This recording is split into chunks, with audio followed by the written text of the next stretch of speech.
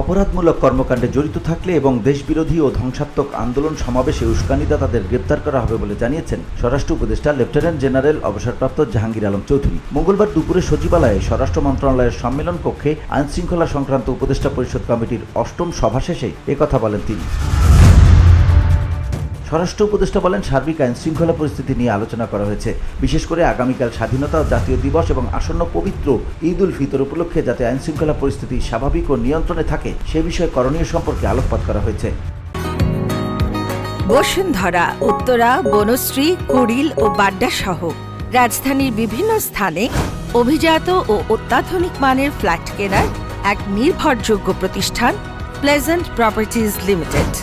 তাই আপনার স্বপ্নের আবাসনের জন্য আজই যোগাযোগ করুন।